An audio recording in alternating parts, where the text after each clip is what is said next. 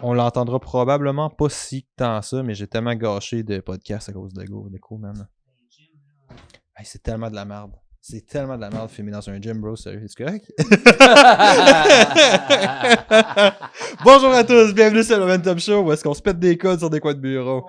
C'est ça, on fait que tout est correct. Bonjour à tous, bienvenue sur le Momentum Show. Aujourd'hui, on a voyagé des centaines et des milliers de kilomètres. Je pense que c'est 7 minutes, m'emmener au bureau, quelque chose comme ça, pour être avec Samuel Fortier puis Vince Huard-Pelletier. Les gars, bienvenue sur le show. Bienvenue. Sam, t'es fondateur d'Optimize, qui est une compagnie de consultation sportive, qui se spécialise beaucoup en développement d'athlètes puis en développement d'équipe un peu. Vince, ouais, qu'est-ce que t'allais dire? Non, j'allais dire c'est exact. Vince, t'es consultant pour Optimize, puis tu fais aussi ton doctorat à l'UQTR en ce moment, qui est avec les joueurs de hockey, si je me trompe pas, c'est ça? Ouais, plus spécifiquement avec les joueurs de la Ligue junior majeure du Québec. Puis tu fais quoi exactement avec eux? Ben là, le projet n'est pas encore commencé. Je ne peux pas vraiment en parler parce que c'est vraiment en développement, mais on va étudier les facteurs psychologiques, sociaux, puis même au niveau physique qui ont un impact sur la qualité de l'expérience des joueurs à l'intérieur de la Ligue junior majeure. Fait que tu fais du pouce un peu sur ce que tu avais fait à maîtrise, dans le fond? Oui, à maîtrise, c'est un peu les mêmes variables qu'on étudiait, sauf qu'on était plus avec des jeunes entre 12 et 17. Tandis que là, je vais être avec des 16 à 20 à la place, puis dans le plus compétitif. Là. OK. Puis c'est vraiment malade parce que la raison pour laquelle je voulais vous avoir ici aujourd'hui, c'est que vous venez un peu plus du monde du hockey là-dessus, mais on parle beaucoup de former des coachs, on parle beaucoup de sciences d'entraînement. On parle du VO2 max, on va parler de standards de CrossFit, on va parler de WOD, de ces affaires-là. Mais on oublie souvent tout l'aspect psychologique ou tout l'aspect coaching un peu de ça, puis vous spécialisez vraiment là-dedans. Fait que la première question que j'aurais pour toi, c'est... Je pense à ça mon premier. Première question que j'avais pour toi, c'est pourquoi c'est important pour toi? Puis toi d'où que tu viens vis-à-vis ça, genre? Mais à la base, le coaching, c'est un encadrement dans le but d'atteindre tes objectifs. La raison pour laquelle que moi j'ai parti ça, c'est que quand j'ai fini l'université, j'ai travaillé pour une compagnie qui s'appelait... Je savais pas que t'étais à l'université. ouais. Ah ouais, t'étais allé à Concordia pour vrai? Ouais, non, j'étais allé, si tu m'avais laissé finir, j'aurais pu te le dire. Non, j'étais allé à l'Université du Québec à Trois-Rivières, puis j'ai été engagé par une compagnie qui s'appelle Concordia Cabinet Conseil. Okay. Eux se spécialisent dans le coaching d'entreprise, le développement organisationnel, puis le team building en entreprise. Donc, j'ai commencé à la fin de mon université à travailler pour eux, puis je me suis aperçu que j'ai jamais travaillé de ma vie. Tu sais, j'ai joué au hockey, j'étais à l'université, puis dans le monde du travail. Il part le podcast en descendant les standards du monde, genre. Non, mais c'est pas ça que je veux dire, c'est que qu'est-ce que je veux dire, c'est que qu'est-ce que je connaissais le plus, c'était le hockey. Okay. Donc, après un moment chez Concordia, tu sais, je travaillais avec des hommes d'affaires, des gestionnaires, beaucoup en coaching, en leadership, communication. Mais devant moi, il y avait une personne que ça faisait 35 ans qui travaillait pour telle ou telle compagnie.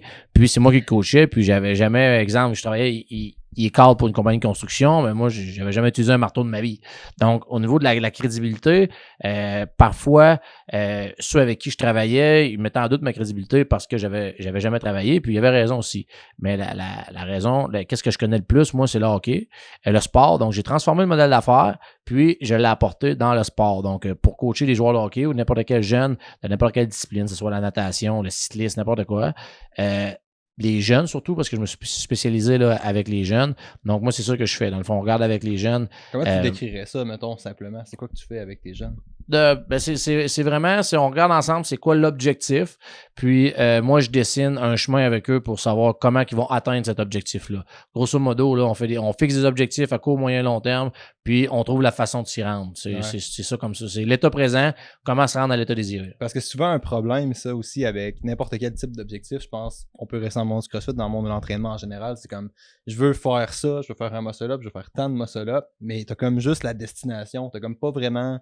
Je fais peut-être une métaphore boiteuse, parce que tu connais ça pas mal plus que moi, là, mais tu sais, c'est comme, t'as pas vraiment d'entrée dans ton GPS de départ, puis t'as pas vraiment de route, mais tu sais où tu t'en vas, genre.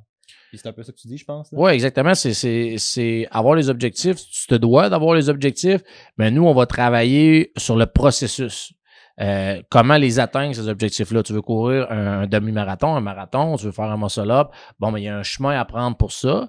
Puis, on va faire affaire avec des professionnels pour atteindre ces objectifs-là. Mais moi, mon rôle en tant que coach, si on veut, c'est vraiment que si tu as un objectif qui est là, c'est d'éviter que tu fasses des S pour atteindre ton objectif. Donc, lorsque tu décales un petit peu à droite, moi, je te rapporte. Tu décales à gauche, je te rapporte. Dans le fond, c'est pour optimiser tes chances.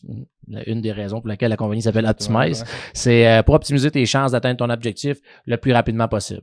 OK. Puis Vince, toi, tu fais quoi là-dedans? Ben moi, mon titre officiel... C'est quoi ton titre, man? Dis-moi ton titre.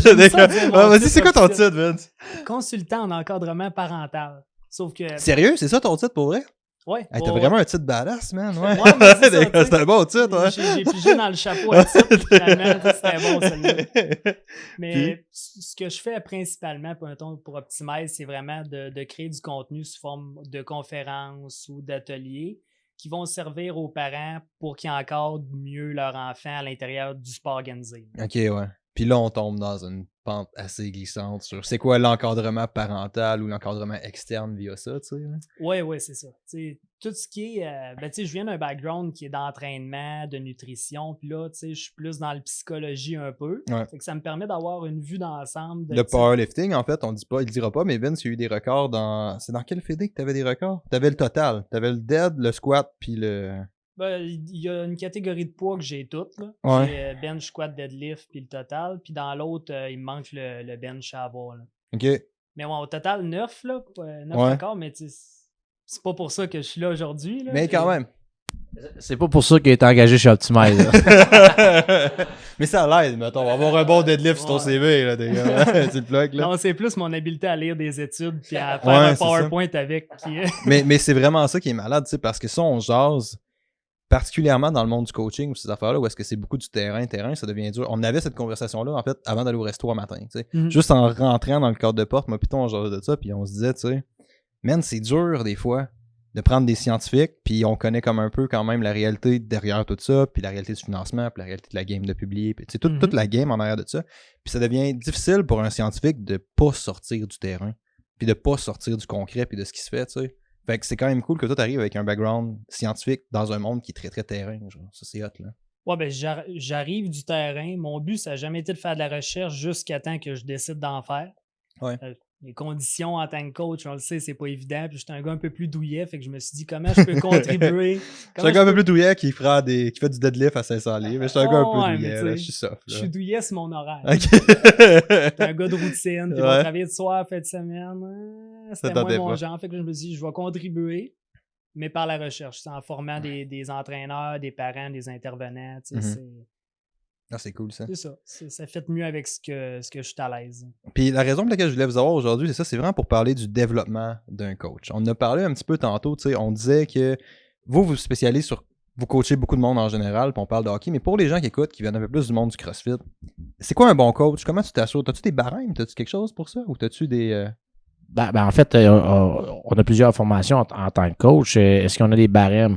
Ce qui est important, nous, qu'on travaille, c'est beaucoup toujours en fixation d'objectifs. On a des cadres d'objectifs. Ça veut dire que... Un cadre d'objectif. Qu'est-ce qu'un cadre d'objectif? Un cadre objectif, c'est quoi? C'est... oui, c'est beau d'avoir un objectif, puis on entend souvent parler que autant d'entreprises que dans le domaine du sport, avoir un objectif SMART, ce qui est une méthode qu'on apprend à l'université, mais quand on travaille en coaching, c'est plus complexe que ça. On va définir le SMART pour ceux qui n'écoutent pas, parce que vous avez probablement déjà entendu parler, vous savez juste pas que c'était ça. SMART, c'est... Là, je me risque, man. Ouais, spécifique, vas-y. Mesurable, atteignable, réaliste, temporel. Exactement. Et voilà! Exactement. J'ai vu ça en première année de kin, il y a genre 5 ans. Ouais, exactement. Ouais, donc, ça, SMART. Nous, on va aller chercher... ça, c'est la base, si on veut, de la fixation d'objectifs, mais on va aller chercher beaucoup plus large que ça. Puis, on va regarder... en gros, c'est ça. On va vraiment... Toute part du cadre objectif, on va savoir pourquoi tu veux faire un demi-marathon, tu veux faire un muscle-up, mais pourquoi tu veux vraiment faire ça. Puis il n'y a personne qui se demande ça. Il n'y a personne qui fait genre pourquoi je veux faire ça. Ouais, exactement. C'est pourquoi tu veux le faire. C'est quoi les raisons? C'est quoi ta vraie motivation?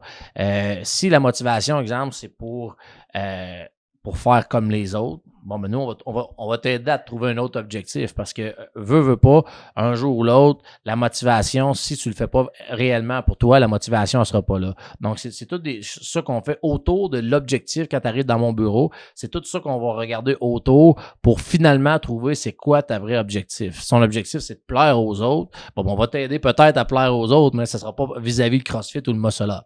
Ouais. Ça, c'est vraiment intéressant, ça. Vince, quelque chose à rajouter là-dessus? Ah, ben, oui. Ben, dans le fond, là, je suis en train de me demander, tu sais, je vais-tu te sortir mon cours motivation? Vas-y, non, vas-y. Ah ouais, c'est ça. Je t'ai vu que t'allais parler, là. C'est pour ça que j'allais dire ça. Quand la motivation vient quand la motivation vient des autres, on parle souvent d'une motivation qui est introjectée, qui est comme injectée dans toi, mais à cause de tes parents, à cause du gars plus fort que toi au gym qui est capable d'en faire 5. Fait que tu te dis, ouais, faudrait peut-être que j'en fasse 6. Ouais. Personnellement, je tombe souvent dans ce panneau-là. Parce qu'on tombe tout le temps dans ce panneau-là, genre. Ouais. Sinon, tu as vraiment de la motivation qui peut être extrinsèque, que tu te dis, ben, je veux le faire juste pour être meilleur que les autres, ou je veux le faire pour avoir plus d'argent, ou pour avoir plus de likes sur Instagram. Mais ce qu'on essaie d'apporter les jeunes, nous autres, c'est plus fais-le parce que c'est le fun de le faire, fais-le parce que tu t'améliores, puis fais-le parce que ça te rend un meilleur humain à la base. Ouais. Y a-tu un piège à faire ça, à rester focusé tout le temps sur l'extrinsèque ou pas vraiment? Sur l'extrinsèque. Ben, je sais pas. T'as parlé d'un terme que je pensais que t'étais intrinsèque, que t'allais dire, mais t'as dit introjecté. Introjecté puis intrinsèque. C'est-tu la même affaire ou non? Introjecté, c'est que ça vient d'un autre, OK. mais que tu le vis toi-même. Okay. C'est comme, je veux rendre mes parents fiers de moi, donc je fais telle chose. Ça, c'est introjecté. Ah, j'avais jamais entendu ce terme-là, man, ouais. Ouais, ben là, souvent, c'est juste intrinsèque puis extrinsèque, là. Mais... OK. Dans le fond, c'est l'intrinsèque qui est bon, puis toutes les autres à côté... ouais, c'est ça, généralement. sont toutes moins bonnes un peu. Ouais, c'est ça. Mais tu sais, on tombe toutes dans des pièges d'avoir des motivations qui sont pas idéales. Jusqu'à un certain point, il n'y a personne qui en meurt. Sauf que tu as plus de risques de décrocher complètement, tu as plus de risques de t'en faire, tu as plus de risques de... Tu sais, au niveau de la santé psychologique, les raisons qui te motivent sont pas toutes équivalentes. Mais au niveau du résultat, je peux essayer de faire mon muscle-up, d'en faire 10 pour totalement des mauvaises raisons, puis y arriver pareil. T'entends quoi quand tu dis pour la santé psychologique, les raisons sont pas égales? Ah ben là, tu sais, quand tu fonctionnes tout le temps avec des choses qui sont hors de ton contrôle, quand tu es vraiment tout le temps en extrinsèque, là, puis que tu focuses sur le résultat, ben tes risques de ressentir de la pression, de tomber dans du perfectionnisme qui est comme malsain. Tes risques d'être antisportif, de nuire aux autres, ben tout ça, ça vient d'augmenter. Là. Tu viens d'être tombé dans le côté un peu malsain du sport. Tandis que quand ton but, c'est la croissance personnelle, d'avoir du fun, de te faire des nouvelles connaissances. Ce qui devrait être, puis on parle un peu plus pour des coachs, mais en tant que coach, ça doit être important de reconnaître ça pour pouvoir rediriger ton monde vers ça. C'est un peu ce que tu disais tantôt, je pense. Là. C'est important d'être capable de reconnaître. C'est pas pour dire que là, tu me sors la théorie de la motivation. C'est quoi le nom? La motivation détermination. Oh, I got you, man! Tu me sors cette théorie-là un peu en ce moment. Ouais. C'est pas être capable de connaître cette théorie-là, mais c'est d'être capable de voir que certains types de motivation vont mener à telle affaire en tant que coach un peu. Puis ça, c'est là que ça devient intéressant, parce que ouais, tu peux dire à ta personne qu'il faut qu'elle ait un muscle-up parce que CrossFit Inc. a décidé que c'était important d'avoir un muscle-up, mais t'es comme, au bout de la ligne, là, Jeanne qui rentre au CrossFit, qui a 3 enfants, 40 ans, qui est stressée, qui vient juste chiller avec ses amis, là, même si ça se fait dire qu'il y avait un muscle-up, au fond d'elle, elle s'en calisse, là, tu sais. Puis c'est souvent ça le problème, je pense, avec ça, fait que ça ramène un peu à ce que Sam disait aussi, c'est être capable de relier l'objectif à personne, tu sais. Ouais, puis ça, je parle de motivation, puis ça a tout bien de l'air intelligent, peut-être pas pantoute, là, mais je suis à peu près le pire exemple dans la vraie vie pour ça, puis je m'en rends compte au moins. Là. Je suis le premier à regarder les autres puis dire, il est capable d'en faire 11, check ça, je vais en faire 12. Ou il est capable de faire des overhead squats, let's go. Je t'ai vu rentrer. Je t'ai vu rentrer. Pantoute, je vais le laisser pareil. C'est ça, je t'ai vu rentrer dans un WOD de CrossFit. Ça faisait genre 2 ans que t'as pas fait de CrossFit, puis suivre un gars, c'est muscle-up qui. Je pense que c'est la première fois que je t'ai vu faire du CrossFit. Ouais. Tu l'as suivi, man. T'étais vraiment décédé, mais tu l'as suivi. La plupart du temps, tu pourrais me suivre aussi, puis j'ai tout le temps mal à quelque part. Ouais. Souvent l'orgueil. Ouais, c'est ça. Fait que c'est ça. C'est pas parce que tu réussis bien que tu as les bonnes raisons pour le faire aussi. Il faut pas tout le temps se mettre dans la tête que le gros gars ou la fille qui est super forte, ben, ils le font pour les bonnes raisons, puis dans 10 ans, ils vont être encore là. Le fait d'avoir une motivation saine, de créer un climat qui est favorable, ça va t'apporter du monde à long terme, puis ça va te bâtir une communauté plus que ton gars ou ta fille qui fait des PR aux 2 semaines. Ouais. Puis qui te tag sur Instagram, puis tout, ouais. C'est la culture autour de ton gym qui va garantir le succès. Puis c'est clair, ça c'est vraiment hot comme conversation. Je pense qu'on a fait quand même une bonne job de dire pourquoi est-ce que c'est un problème, pourquoi est-ce que c'est important de le connaître. Je pense que tu as dit beaucoup comment le reconnaître pour tomber un peu plus dans le concret à cette heure. Y a-t-il des façons que les gens qui écoutent peuvent faire, OK, y a-t-il une façon plus simple de me fixer des objectifs, de s'assurer que j'ai la bonne intention derrière mon objectif? Je reprends d'autres termes, là, je sais pas ce que vous voulez dire. Y a-t-il des façons de s'assurer que son objectif est bon, des trucs pour bien se fixer les objectifs, tu sais? Ben, en fait, oui, il y en a plein, mais je pense qu'au bout de la ligne, c'est nous, en tant que coach, être un bon coach, c'est de savoir comment poser les bonnes questions. Ça veut dire que nous, on va arriver, puis là, on va reprendre... ça c'est bon. On va reprendre vos exemples de CrossFit, là. On va reprendre l'exemple du muscle up, mais en tant que coach, c'est de poser la bonne question pour amener la personne à se rendre compte que finalement, c'est vraiment pas pour elle qu'elle veut faire ça. Puis finalement, son objectif, c'est de bien paraître. Donc, c'est vraiment en posant les bonnes questions parce que nous, c'est nous qui en tant que coach, si on dit au client ou à la cliente que son objectif, elle le fait pas pour les bonnes raisons, ben, on vient de perdre un client. Tu sais. Mais par contre, si tu réussis à lui poser les bonnes questions puis que c'est elle qui s'en rend compte, puis finalement, elle dit « Hey! » Dans le fond, ça n'a aucun rapport que ce soit ça mon objectif. Bon, ben, on va pouvoir au moins, on va lui avoir vendu ça, puis on va pouvoir fixer un objectif qui a du sens. Donc, nous, c'est vraiment en posant ces questions-là qu'on peut faire une différence. Je serais vraiment curieux d'avoir ton process en arrière de ça. T'as-tu genre certaines questions que tu poses par défaut avec le monde quand t'arrives, mettons. Gardons le exemple du muscle up. Là. Mettons, moi, je te dis, OK, j'aimerais ça faire un muscle up, puis tu sais qu'il n'y a pas vraiment de raison pour laquelle j'aimerais ça faire un muscle up. Ça ressemblerait à quoi ton questionnement, genre? En fait, là, je pose la question pourquoi. La première question qu'on va lui poser, exemple, on reprend l'exemple du muscle up, c'est pourquoi tu veux faire un muscle up. Déjà là, 80% des personnes vont avoir de la misère à répondre. Ouais, j'aurais de la misère à répondre. C'est ça, exactement. C'est quoi c'est quoi la réelle raison? C'est quoi tes réelles intentions? C'est quoi tes réelles motivations? Si on revient à ça depuis tantôt. Ouais. Puis avec ça, la personne va faire du chemin dans sa tête, puis elle va finir par te le dire que probablement ses raisons sont pas valables, sont pas intrinsèques. OK. Fait que c'est vraiment de questionner le motif. Un peu comme on a dit au début, juste mis un peu plus en contexte. À partir de là, qu'est-ce que tu fais? Exactement. Ben, nous, on travaille aussi beaucoup parce que là, on parle de la fixation d'objectifs, mais on travaille, moi, je travaille principalement avec les athlètes qui font de la compétition élite. Oui, il y a la fixation d'objectifs, oui, il y a la motivation, mais on va beaucoup travailler aussi en confiance, gestion du stress. Si on reprend encore une fois là, vos exemples de CrossFit, t'arrives avant une compétition, t'es excellent en pratique. T'es excellent en pratique, mais lorsque tu arrives pour faire vos compétitions, là, les games, ces choses-là. En fait, du CrossFit, c'est pas nouveau, man. Au passé. J'ai rencontré de même quand tu disais du CrossFit, man. Peut-être à la même heure que moi. En fait, je m'entraînais dans un gym de CrossFit, mais je pense pas que tu m'aies déjà vu faire du CrossFit. Non, je pense que tu déjà vu dans un peut-être. Mais on va beaucoup travailler. Pardon?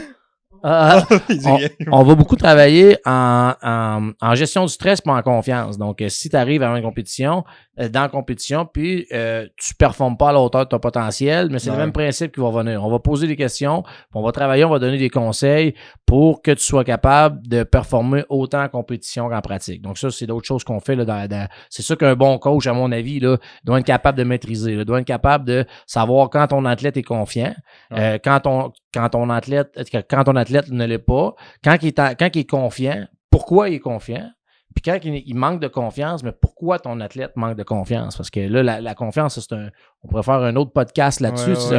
La confiance, c'est pas quelque chose qui est acquis. La confiance, parfois tu es en confiance, parfois tu n'es pas en confiance. Qu'est-ce que tu entends par c'est pas acquis comme confiance? Ben, je vais te donner un exemple. Si je peux me permettre un exemple sur le hockey. Non. Je vais demander à Vince.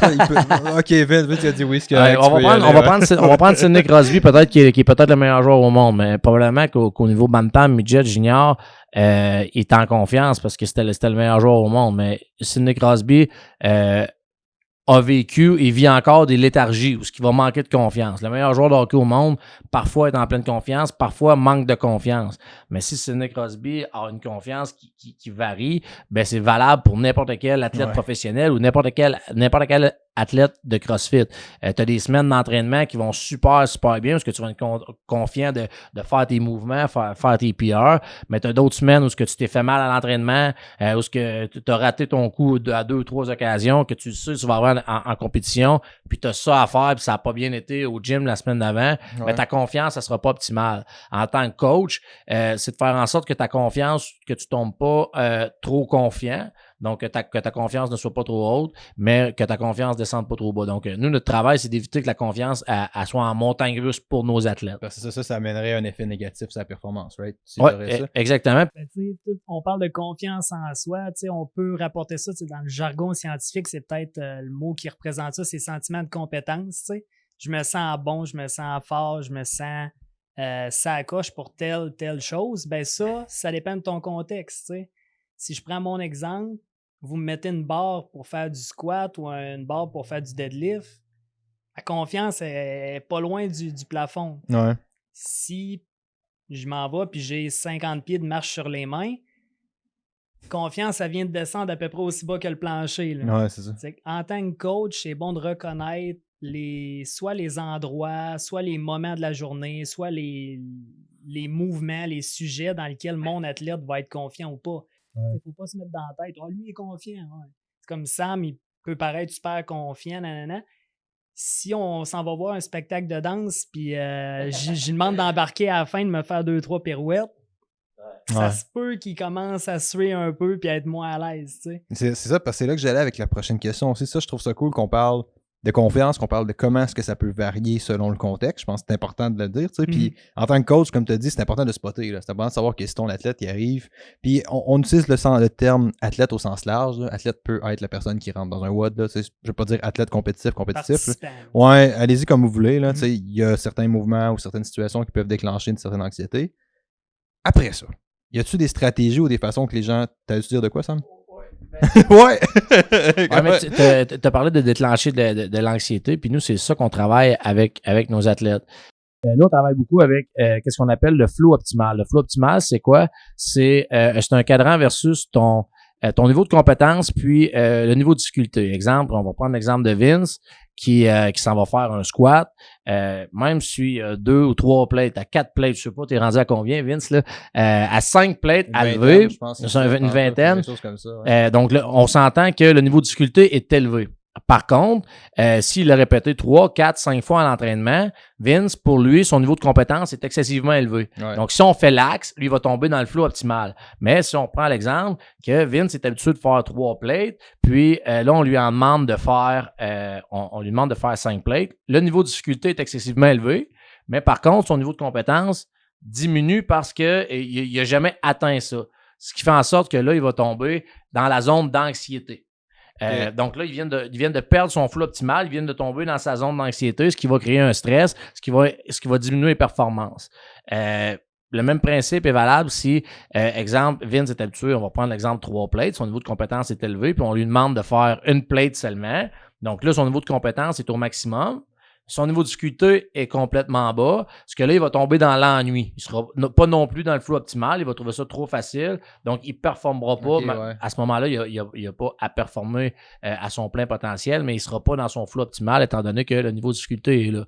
Donc, c'est de garder un axe aligné avec la compétence puis le niveau de difficulté qui va faire en sorte que tu vas avoir un flow optimal. Ça, c'est intéressant parce que ça nous est tout déjà arrivé pour une raison X de se blesser ou d'être pas capable d'aller all out dans un entraînement, tu sais, puis tu te sens comme la merde. T'es comme genre je peux pas mettre la charge que je devrais mettre ou être capable de faire ça. Puis je trouve ça cool parce que c'est expliqué un peu parce que t'es en train de décrire en ce moment, tu sais. C'est quand même cool, c'est vraiment le challenge psychologique qui est pas là dans le fond, là. C'est nice là. Comme dans le milieu du CrossFit, une des atteintes possibles par rapport au flow justement, c'est quand sur le tableau blanc tu vois, j'ai des squats snatch à faire à 185.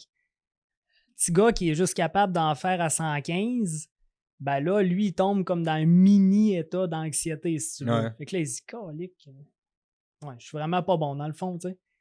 Il est peut-être super bon par rapport à son expérience, par rapport à sa grosseur, par rapport à son âge, tu sais.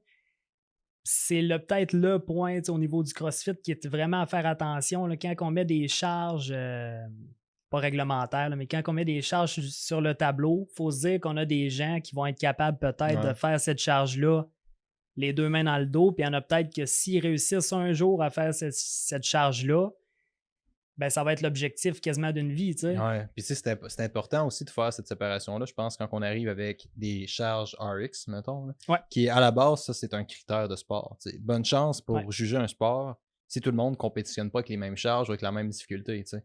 Bonne chance pour te faire un classement là-dedans, ça va être le gros bordel. Là. Mais le problème, c'est que quand tu arrives avec la population qu'on parle en ce moment, qui est du monsieur-même tout le monde, qui là doivent subir, parce que t'es subi littéralement, les critères du sport qu'ils font pas vraiment, là tu tombes avec un problème. Là, ouais. Puis surtout quand on a quelqu'un qui a tendance à avoir un niveau de motivation plus externe, plus extrinsèque. Le tableau, là, c'est le pire ennemi. Comme, moi, mettons, je le sais, je vais faire un WOD, je vais regarder le temps de tout le monde. Puis c'est clair. Je me situe à peu près, je pense, là-dedans. Puis là, parce que j'étais un petit peu malsain là-dedans, puis là, j'arrive. Le gars de la motivation, je parle. Le gars de la motivation, faites pas comme le gars. Faites pas ce que je fais. Faites pas comme le gars de la motivation. Si tu vois le tableau et tu te dis, je vais donc avoir de la misère à être dans les 3 premiers, ben, ça vient de jouer dans la tête. C'est clair. Ça fait que peut-être qu'à longue, tu vas avoir moins le goût de te pousser parce que tu vas être soit découragé ou rendu là, ça dépend de ton mental. Ça dépend comment que tu réagis face au défi. Mais quand tu mets une charge, la même charge pour tout le monde, puis que tout le monde a un degré de compétence différent, c'est là que tu peux sortir de l'état de flow. Puis, mettons, on reconnaît des situations potentielles qui peuvent décrocher de l'état de flow. Mettons, on parlait du niveau, je sais pas si on peut appeler ça du niveau de skill, entre guillemets, du niveau d'habileté, tu sais, par rapport à être capable de faire ça. Outre pratiquer le skill, parce que ça, c'est moins de votre ressort un peu, de ce que je comprends, tu ne développes pas le squat de quelqu'un. Y a-t-il des stratégies que les gens peuvent prendre pour mieux gérer ça, mieux dealer avec ça, pour améliorer ça, sans s'attaquer à l'aspect technique en tant que tel, mettons? Oui, parce que nous, que ce soit au CrossFit, que ce soit dans n'importe quel sport, tout ce qui est technique, on va laisser ça aux entraîneurs, aux entraîneurs comme vous. Une des raisons qui va nous faire tomber du flow optimal, c'est la mauvaise gestion du stress. Parce que dans le fond, la gestion du stress, qu'est-ce que c'est? C'est une projection vers le futur. Moi, tu vas voir que tout que ce soit le stress, la confiance, le flow, moi, je vais te donner un petit peu le concret, comment que je l'explique à mes jeunes. Ensuite de ça, on va passer le micro à Vince pour que lui, il nous donne la version scientifique derrière ça. Donc, le traducteur, exactement.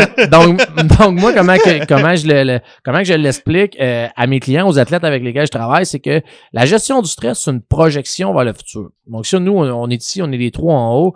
Puis, on décide que y a quelqu'un qui rentre, on entend quelqu'un rentrer, puis on le voit pas, on se demande c'est quoi. Donc, on a 2 options. Soit on va y aller dans le négatif pour commencer. On peut dire que c'est des hommes armés qui veulent rentrer dans le bureau, voler la caméra, puis voler ton stock de... Hey, touchez pas mes affaires. ton stock de podcast. Donc, dans quel état on va être? On va tomber stressé. Est-ce que tu es d'accord avec moi? Probablement parce qu'on s'imagine, on se fait une projection dans le futur que le bruit qu'on a entendu, c'est des méchants qui s'en viennent nous kidnapper. Mais on ne sait pas en réalité c'est quoi, mais on se projette dans le futur. Le même principe avant une compétition, là, je fais souvent référence aux athlètes élites, là, mais avant une compétition de CrossFit, tu t'imagines que tu vas rater ton PR ou que tu vas rater un mouvement en compétition, automatiquement, tu vas tomber dans une zone de stress. Oui, c'est clair. Bon, on va prendre l'exemple 2, qu'il va faire en sorte qu'on va avoir le track. Donc, si on vire tout au positif, si tu visualises que tu vas réussir, que tu vas faire ton PR, que tu vas l'avoir, même principe que si nous, on s'imagine que lorsqu'on entend le même bruit, c'est quelqu'un qui vient nous livrer de la pizza, si vous aimez la pizza, ou c'est quelqu'un qui vient nous livrer du gâteau au chocolat, on se fait une projection vers le futur encore, mais là, cette projection vers le futur-là est positive. Ça va faire en sorte qu'on va avoir le track, on va avoir hâte que le gâteau au chocolat arrive. Donc, les deux partent du bruit qu'on a entendu. On s'est fait des projections vers le futur qui sont différentes, ce qui fait en sorte que notre état d'esprit est complètement différent. Donc, au lieu de visualiser que ça se peut que je le manque, ça se peut que je réussisse pas ma compétition, si tu revires au positif, tu te mets dans un mode mental qui est positif, je vais réussir, je vais avoir mon PR. Ça paraît niaiseux, ça paraît banal, mais c'est quelque chose qui fait toute la différence dans la préparation mentale d'un athlète. Mais ouais, c'est clair. Mais je pense aussi à quelque chose là-dedans. Je comprends ce que tu dis, de changer le thinking, entre guillemets, que le monde a là-dedans. Je pense que c'est vraiment important. Mais tu sais, ça reste que c'est assez automatique quand même d'avoir cette réaction-là. L'espace entre le j'ai le stimuli puis la réponse directe après, c'est quand même assez petit, right? As-tu des façons de développer ça? Ou de... Oui, en fait, tu dis que c'est assez automatique parce que ton système a été habitué à ça. C'est un pattern que tu as développé au fil du temps. Donc, le truc est assez facile. C'est le pratiquer à toujours avoir un mode de pensée positif.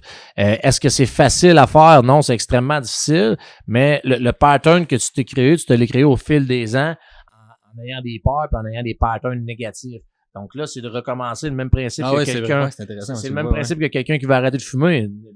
Comment arrêter de fumer? C'est facile. T'as juste à arrêter de fumer. C'est facile à dire, mais c'est extrêmement difficile à faire parce que t'as un pattern de fumer après avoir mangé, de fumer en te levant, de fumer en te couchant. Mais c'est le même principe que si tu de virer et d'avoir un mode de pensée positif. Ça va de le faire, ça va de le pratiquer, puis t'es stimulé un jour, ton pattern va toujours virer en positif. Ce qui va faire en sorte que tu vas enlever le négatif. Fait que t'as pas comme d'exercice que tu donnes, rien. C'est vraiment juste à la personne d'être consciente de ça dans le moment que ça arrive. Genre. La meilleure exercice qu'on a, c'est la visualisation, pardon. Okay. Donc, plus que tu visualises les belles choses, les bonnes choses, les choses positives, plus qu'à un moment donné, tes patterns vont se créer, puis lorsque tu vas tomber dans le négatif, ça va juste être de te rappeler que tu as plus de succès, tu as plus de performance. La performance, si tu le laissais une fois, puis tes performances sont mieux, ça va donner de la confiance. La confiance, ça donne quoi? Ça donne de meilleures performances. Les meilleures performances, ça donne quoi? Ça donne de la confiance. Donc, c'est une roue. Donc, à un moment donné, il faut que tu commences quelque part. Et tu sais, là, on est beaucoup axé sur le sport, mais il se passe un certain temps où est-ce que tu peux prendre ça puis généraliser ça à pratiquement tout ce que tu fais dans la vie. C'est là que ça devient assez deep, je pense. Là. Le musicien à son premier concert, il est aussi stressé que le gars, plus stressé même que le gars à sa première game de hockey. Ouais. Parce qu'eux autres, ils ont littéralement 100 personnes qui regardent juste eux autres. Là. Au moins, dans un sport d'équipe, tu as cet aspect-là qu'il y a les 4 autres gars ou les 10 autres gars ou les 15 autres personnes qui sont avec toi. Dans un sport individuel... Ça divise le stress, ouais. J'avais jamais vu ça, ni jamais entendu ça. Ouais, c'est bon, ça. Mais il est pareil là. Ouais. Il y en a qui s'en mettent autant sur les épaules, même s'ils sont dans un sport d'équipe, sauf qu'un sport individuel, t'as pas le choix. C'est toi, puis c'est juste toi. Ouais, c'est clair. Si t'as du succès, tout le monde t'acclame. Si t'en as pas, t'as l'impression que tout le monde est contre toi, même si dans le fond... Ouais, c'est intéressant. Ma tante, elle va être bien contente de te voir à Noël pareil, puis ta blonde, elle va te dire « Salut en arrivant à la maison. Hey, man. Et là, tu tombes dans une autre affaire. Là, t'es comme l'identité en tant qu'athlète ou l'identité en tant que personne. Ça, c'est de quoi, tu sais. Je pense les gens... Je sais pas comment vous appelez ça. Vous avez probablement un terme pour ça. Les high performers, entre guillemets, ont tendance à s'identifier énormément à ce qu'ils font. Tu sais, t'es un joueur de hockey, c'est qui t'es. Oui, ça c'est important. Puis parce que tu me posais la question tantôt si on donnait des trucs pour la gestion du stress. Puis là, le truc qu'on donne à nos athlètes, c'est parce que souvent tu te mets de la pression, tu te mets du stress absolument pour rien. J'ai peur de rater mon deadlift ou j'ai peur de rater. Bon, le peur, donc là, tu deviens stressé. Mais nous, qu'est-ce qu'on fait? C'est qu'avant, mettons, la compétition, la personne va venir me voir, elle a de la misère à dormir, elle mange pas, elle s'entraîne mal. Pourquoi? Parce que le stress est déjà omniprésent pour une compétition qui s'en vient dans 2 semaines.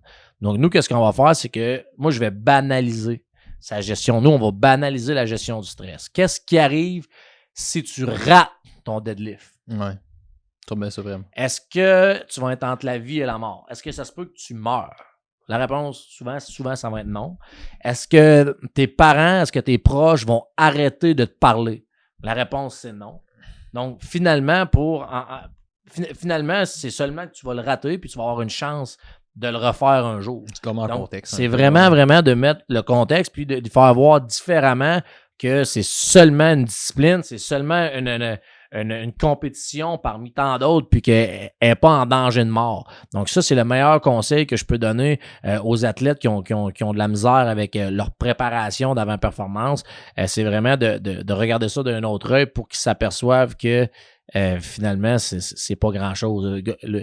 Autant que si tu l'as, de contextualiser ça puis t'apercevoir que, OK, oui, je l'ai, mais je deviens pas le roi du monde pour ça, que si je l'ai pas ou si ça va pas bien, mais je suis pas une moins bonne personne, je suis pas un moins bon athlète parce que j'ai pas performé à ce moment-là. C'est bon, ça. Vince, quelque chose à faire du pouce là-dessus? Ouais, ben, tu parlais tantôt, tu as lancé Il dit beaucoup de choses, man. Ouais, tu parlais d'identité. Ah ouais, on parlait de ça, ouais. c'est sûr que ça s'applique autant au hockey qu'au CrossFit qu'à l'école. Si tu t'identifies, mettons, moi, en tant que Vincent Huard-Pelletier, je suis identifié 100% crossfitter. J'aimerais ça que tu le... Que je l'édite, genre. Puis, je vais te l'envoyer, moi. Je suis un crossfitter, c'est sûr qu'il y a du monde au gym qui vont vouloir. Moi, je te le ressortirai d'en face tout le temps. Si je suis 100%... Même déplacer dans tes conférences, c'est avec la vidéo, genre, des gars, ouais. Je suis juste crossfitter, moi, 100%. Mettons, qu'est-ce que tu fais dans la vie? Tu me donnes du stock, hein? Tu fais pas exprès pour CrossFit. donner des gars. Ben, Colin, si je réussis mal dans mon CrossFit, ben, je réussis mal dans 100% de ma vie parce que je m'identifie seulement à ça. Si je dis, bon, ben, j'adore ça, le sport. Mettons, je suis un joueur de hockey, j'adore le hockey. Ouais, peut-être 50% de mon identité présentement qui est là-dessus, puis il y a peut-être un 25% qui est j'ai une blonde, des amis, je suis drôle, je fais des jokes, puis je réussis bien à l'école aussi. Puis juste l'importance de diffuser ça. Quand tu mets tous tes œufs dans le même panier, on entend souvent que c'est la recette pour exceller, là, puis jusqu'à un certain point, ça peut être vrai, sauf que le risque avec ça, c'est si tu manques cette chose-là, ben t'as tout cassé tes œufs, t'es mal pris après. Là. Pour ramener de quoi là-dessus, tu sais, moi, je peux pas l'amener dans un contexte athlétique. J'ai jamais été assez athlétique dans rien pour être capable de faire ça, tu sais, de devoir mettre ton identité au complet là-dessus. I wish, là. Tu sais, il y a un temps où j'étais un wannabe, comme tout le monde, pas mal, là, tu sais, je fais ça, puis oui, jusqu'à un certain point. Mais moi, je l'ai vraiment eu en affaire, là, avec le premier lancement, le Startup de Momentum, tout ça, où est-ce que tu fais que ça, là. T'es 100% là-dedans, all out, puis tu sais, je pense en tant qu'entrepreneur, on communique un peu là-dessus, là.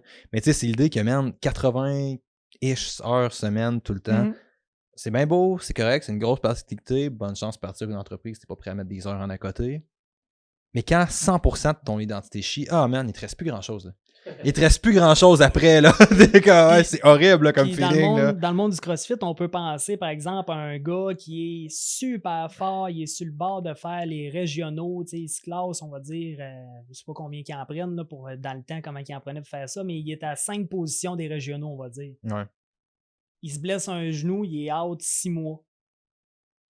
Il y a des chances en tabarouette qu'il passe une mini-dépression, là. Mais tu sais, c'est étonnant parce que le CrossFit, au niveau où est-ce qu'on était, mettons les dernières années des Regionals, c'était ça.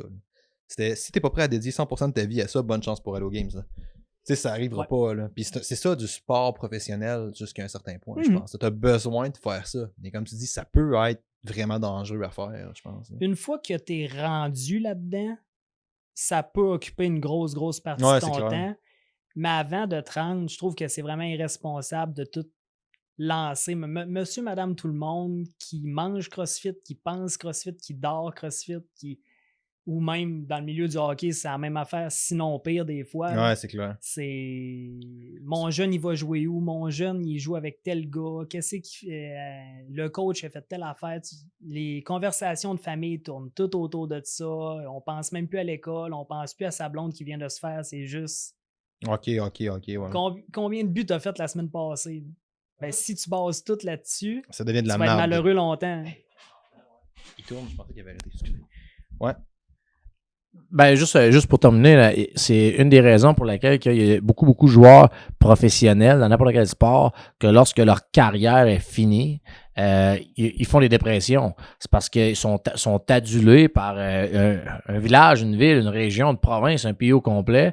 Mais lorsqu'ils ne sont plus des athlètes professionnels, ils s'aperçoivent que là, ils sont en recherche d'identité parce que c'est plus des joueurs de hockey, c'est plus des joueurs de baseball, c'est rendu Samuel Fortier, tu sais, sont rendus une personne parmi tant d'autres, puis ils ont de la misère à digérer ça, ce qui fait en sorte qu'il y a beaucoup, j'ai pas la statistique exacte, là, ben le nombre d'athlètes professionnels qui font des dépressions après leur carrière est excessivement élevé. Ouais, ben j'avais le gars qui m'a vraiment formé en statistique à l'UQTR, qui est Pierre-Luc Yao, que tu connais probablement, qui a fait son doctorat, sa motivation. Pierre-Luc qui a joué au football canadien professionnel niveau canadien, je pense. Là. Il a vraiment joué haut niveau, puis il parlait de ça. Il a fait son doc là-dessus, puis il parlait de la drop que les athlètes d'élite avaient, puis c'était ridicule, le pourcentage. Je ne me rappelle pas c'était quoi, mais c'était l'écrasante majorité. Là. Ouais. C'était fou raide, là, tu sais. Puis c'est normal, ça ramène un peu à ce que Vince disait tantôt. C'est comme, d'autres, c'est ce que t'es.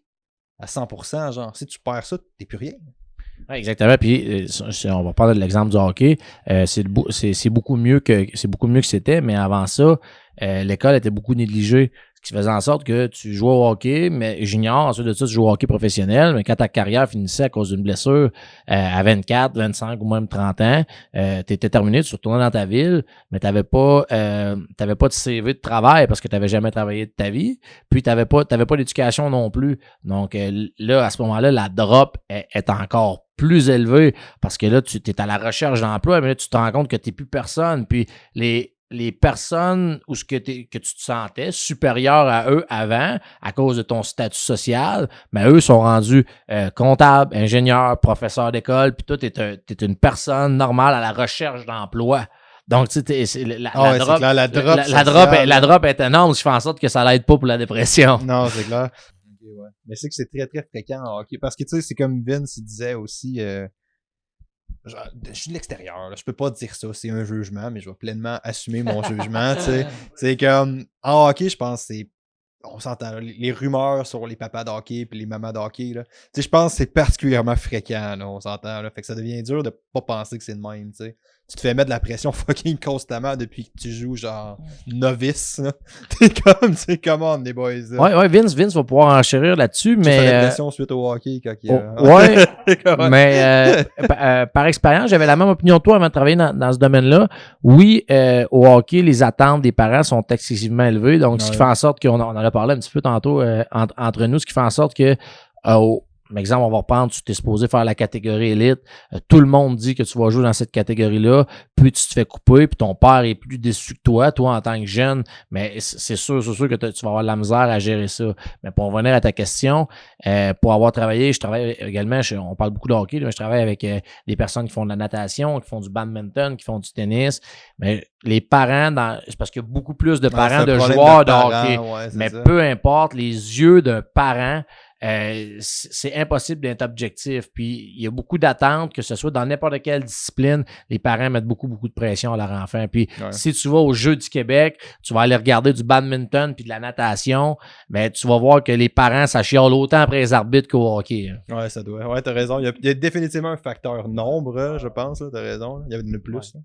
Si on regarde une discipline comme le CrossFit, ben là, on l'a moins l'aspect parental. C'est plus des adultes, ouais. Parce que la plupart du temps, tu commences quand tu as 16, 17. Ben là, peut-être que dans quelques années, il va y avoir des kids qui vont commencer à 10 aussi. Puis il va y avoir des compétitions, puis que ça va être devenu comme au hockey. C'est qu'au hockey, les jeunes commencent à jouer des fois 4, 5, 6, 7 ans. C'est notre sport la spécialisation active là, au Québec. Là, je pense que c'est lui. Au Québec, ça, puis tout ce qui est nage synchronisé. Puis, on est fort en nage synchronisé au Québec?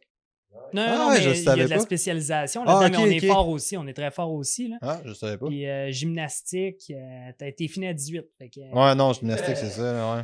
Si t'as de l'air fou, tu commences à 15, mettons. Ouais, c'est clair. Mais... Imagine commencer l'haltéro, qui est dans d'autres pays un sport vraiment de spécialisation. Les fucking Chinois commencent à le faire genre 8 ans. Là. Puis tu sais, t'arrives, moi j'ai commencé à genre 23, 24 ans. Pareil pour moi au powerlifting, j'ai commencé, j'avais 23 ans. Ah ouais? Je suis tombé dans le senior tout de suite, j'ai jamais joué au junior même. Ouais, c'est ça, moi non plus. Moi non plus, jamais joué au junior. Mais tu sais, au CrossFit, puis au powerlifting, bodybuilding, c'est une pression qui vient pas des parents, c'est plus par les pairs, je te dirais. Ouais, c'est clair. C'est que tu as tendance à te comparer aux voisins ou à Rich Froning ou à... On devrait tous faire ça, man. On devrait tous se comparer à Rich Froning. C'est la chose la plus logique à faire, tu sais, de loin, là. Il y en a peut-être 3 de ce niveau-là sur la planète, mais tu sais, on est tous... Ben oui, on se compare tous à Rich Froning, ouais, c'est clair. Au hockey, tu sais, c'est... Vu que ça commence jeune, t'as pas le choix. Les parents sont là, puis sont aussi impliqués, sinon plus, émotivement que les jeunes. Mais ils font-tu autant qu'en CrossFit? Ils se comparent-tu autant à Crosby, mettons? C'est-tu genre, tu joues au hockey, tu scores un but, tu fais Crosby ne reste... Ouais, il n'y a aucune hésitation dans ta face. Ouais. Je dirais, peu importe le sport, si tu l'aimes assez puis qu'il te passionne, tu vas te cochonner. Ça va arriver. Ça peut arriver. Il y en a que ça n'arrivera jamais. Ouais. Prends l'exemple de ma copine, la motivation. Rachel est déjà passée sur le podcast, en fait. Là, on va en profiter. J'ai eu des questions après. Oui, Rachel a un chum, puis c'est lui son chum. Pour votre information, gang. Là. Ceux qui écoutent depuis le début. Là. Mais bon. Ouais. Ben elle, au niveau de la motivation, même si elle a une passion pour un sport, elle tombe jamais dans le « Ah, j'ai telle fille a réussi tel bar. Rachel, elle s'en branle complètement. Complètement. Quand elle est sa plateforme ou quand elle va commencer son WOD, je veux dire, la fille, elle se prend pas au sérieux. Là. Elle fait un WOD une fois de temps en temps, mais Colin, quand elle en fait, quand même, calibre RX, pas pire. Là.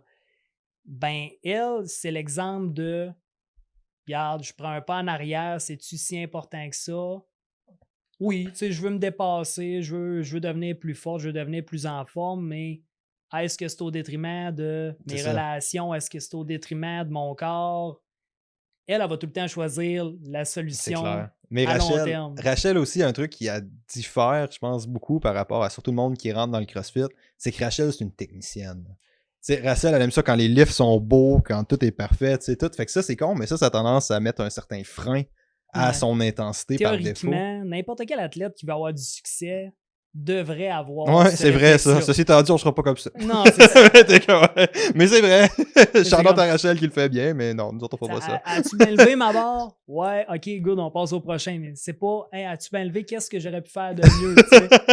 Non, c'est as-tu mieux levé que le gars à côté? Ouais, c'est ça, c'est clair, ouais. C'est souvent là la différence entre je le fais sainement puis non. C'est cette petite attention aux détails sans être obsessif. Qu'est-ce que je peux faire pour être mieux qui va pas trop me nuire ou me rendre juste désagréable à côtoyer pour tout le monde? Si tu rentres au bar le vendredi soir puis tu fais juste me parler de ton overhead squat, c'est pas bon pour toi. Je peux-tu te parler de Dota ou genre ça marche-tu ou pas? Dota, Dota c'est chill, ouais, t'es gars. Ouais, c'est correct, c'est un jeu vidéo. Ouais, c'est ça. Si t'es capable de me parler de gaming, de cuisine, de n'importe quoi, cool, tu sais. Mais c'est vraiment une merveilleuse façon de finir. Je pensais de ramener... c'est con, mais ultimement, ça ramène à l'intention. Je pense que c'est important d'être saisi là-dessus un peu parce que ouais, man, tu peux être hyper en santé physiquement, avoir le meilleur profil cardio-métabolique, whatever, avoir des bains abdos super découpés, puis être misérable as fuck. Vraiment, je pense que c'est important de cerner ça puis de pas tomber dans tous les pièges que vous avez parlé, de pas mettre tous ces œufs dans le même panier un peu. Là. Oui. Les boys, merci énormément d'avoir été là, c'était vraiment très cool. Où est-ce que les gens peuvent vous trouver? Ben, je vais donner ça à Sam pour ça. Ouais. Eh bien, nous, on a un site internet qui est le www.optimizesport.com. On a également une page Facebook, là, Optimize Sport. Puis, si jamais il y a des personnes qui ont des questions par rapport à tout ce qui est psychologie du sport ou coaching, vous pouvez nous écrire au info@optimizesport.com. Shit, sur Instagram, Facebook. Sur Facebook, sur Instagram, on est un petit peu moins actifs, là, mais je pense que Vince voulait prendre ça en charge. Là. Vince qui est un futur, influenceur. Il y a de ça, Vince, c'est promo code puis tout. Mais on va en parler un peu. Vince, tantôt, tu m'as dit que le café de Strong était vraiment très bon. J'aimerais ça juste que tu répètes ça. Comme ça, je vais pouvoir avoir ma plug de Strong. Ça va venir de quelque chose, ça va être vraiment original. Strong, écoute, meilleur café inimaginable. Mais c'est un bon café, pour vrai. Tu m'avais dit que tu l'avais aimé. Ouais, ça. Sans joke, c'est vraiment du bon café. Puis je trouve que le branding est excellent. Tu as envie de l'acheter, puis une fois que tu l'achètes, il est bon au goût aussi. Fait que ça vaut vraiment la peine. Je mériterais au moins une poche, tu sais. Ouais, Momentum 10, puis tout est bon. Momentum 10. 10% de rabais. Momentum 10. Tout est parfait. Merci beaucoup tout le monde d'avoir été là. Nouvel épisode de Momentum Show à chaque semaine. N'hésitez pas à aimer, à commenter ou à partager. Ça fait une grosse différence. Puis si vous pensez qu'on le mérite, vous savez qu'on le mérite. Rendez-vous sur iTunes, Podbean ou peu importe la plateforme que vous utilisez pour nous laisser 5 étoiles. Ça fait une grosse différence aussi. Nouvel épisode de Momentum Show à chaque semaine. Tu ma plug? That's it, man, ouais.